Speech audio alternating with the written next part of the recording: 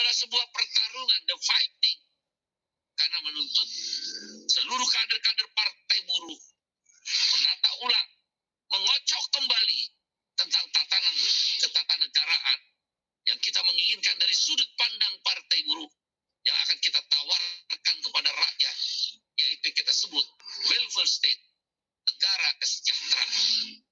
Negara kesejahteraan yang ingin dibangun oleh partai buruh mengandung 3 prinsip.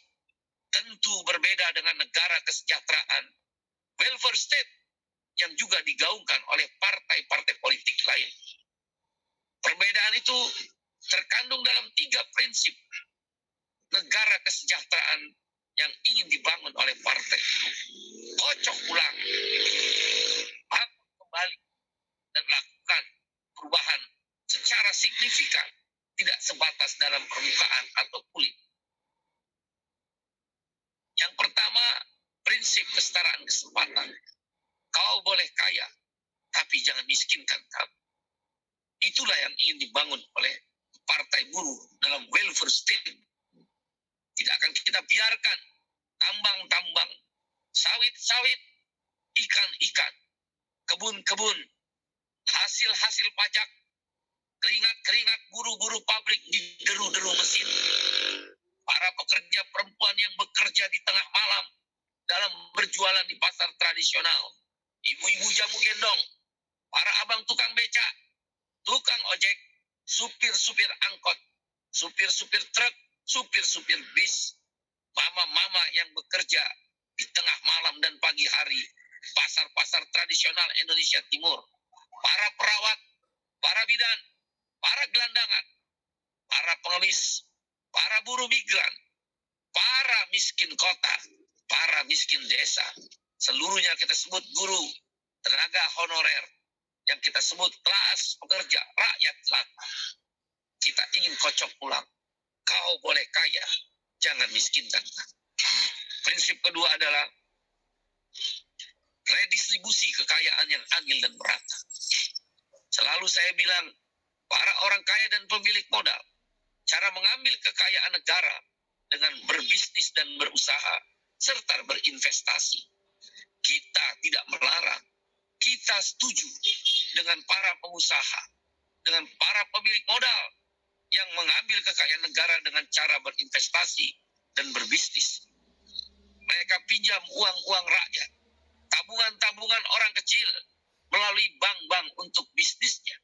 Kita setuju, kita sependapat. Tapi secara bersamaan, kelompok kelas pekerja, kelompok buruh, petani, nelayan, miskin kota, miskin desa, buruh migran, PRT, disabilitas, buruh-buruh pekerja informal, dan kaum jelata lainnya. Kita ingin mengambil kekayaan negara melalui yang kita sebut jaminan sosial. Haram hukumnya orang kaya, orang kelaparan di negeri yang kaya. Haram hukumnya orang miskin di negeri yang kaya. Maka kita ambil kekayaan negara oleh partai buruh dengan cara bertarung di parlemen secara konstitusional. Kita akan berjuang jaminan. Seumur hidup orang miskin mendekati miskin. Ibu-ibu yang berjualan di pasar tradisional, ibu-ibu jamu gendong, kelas pekerja harus mendapatkan seumur hidup Rp500.000 hingga Rp1.000.000 melalui APBN.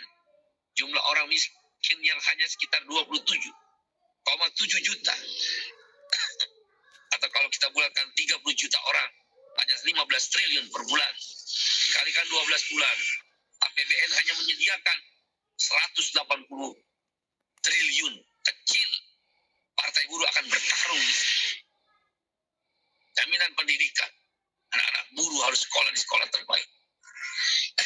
Kampus-kampus terbaik bukan hanya milik orang kaya, tapi juga milik anak-anak buruh, petani, nelayan, dan kelas pekerja. Jaminan perubahan. Setelah tidak bekerja, TNI Polri maupun buruh swasta maupun orang-orang yang tidak bekerja, setelah pensiun harus punya rumah. Saat bekerja, menabung dan membeli rumah dengan harga terjangkau. melalui sistem jaminan perumahan, jaminan pengangguran, saat bekerja membayar pajak, saat tidak bekerja negara membayar kita yang menganggur, yang disebut unemployment insurance, dan tentunya jaminan air bersih. Saudara-saudara sebangsa dan setanah air, kamu adalah pemimpin, kamu adalah leaders, kamu adalah fighters, kamu petarung, kamu pemimpin, kamu penentu, not follower. Kamu bukan pengikut, not pembantu. Kamu bukan pembantu, kamu adalah pemimpin. Maka redistribusi kekayaan yang adil dan merata akan kita rebut melalui partai. Dan yang ketiga, prinsip tanggung jawab publik. Kita membayar pajak, maka pajak harus kembali kepada rakyat. Asuransi pengangguran adalah salah satu contoh. Saudara-saudara sebangsa tanah air, itulah yang akan kita bahas nanti di Rakernas. Aura-aura perjuangan, aura-aura kepemimpinan, aura-aura perubahan, aura-aura ingin mendedikasikan sisa-sisa umur kita dan anak-anak muda yang bergabung di sini tentang harapannya di dalam Rakernas. Bung Sekjen akan menjelaskan itu. Nanti saya minta Katimsus untuk menjelaskan tentang tadi restrukturisasi kepengurusan. Kita akan tata ulang.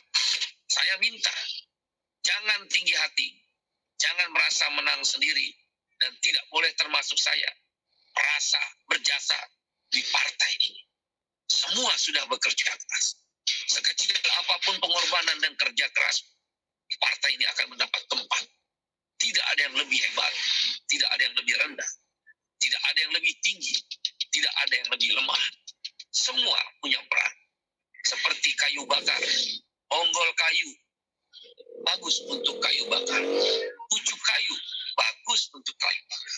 Tengah kayu, bagus untuk kayu bakar. Semua kayu, bagus untuk kayu bakar. Itulah setiap orang yang berada di partai. Saya minta jangan tinggi hati. Kita ingin menang.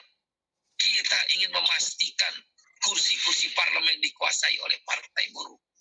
Kita ingin memastikan 4% parlemen di Senayan, DPR RI. Partai buruh punya 20 kursi. Partai buruh bisa bersuara lantang dengan 20 kursi. Oleh karena itu rendahkan hatimu, hati saya, hati kita. Tundukkan, jangan pongah, jangan angkuh. Kita ingin mencari orang-orang yang bisa untuk menang. Bukan yang terbaik, tentu yang sudah bekerja keras, tentu yang mau mengabdi buat partai. Tapi jangan lupa, juga orang yang punya keterpilihan atau elektabilitas. Tidak cukup bekerja keras saja, tidak cukup baik saja. Sistem menuntut kita tentang keterpilihan. Karena itu, rendahkan hati kita.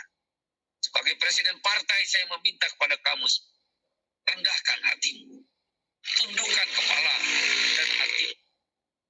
Pasrahkan pada Tuhan setelah kerja keras yang telah kau lakukan.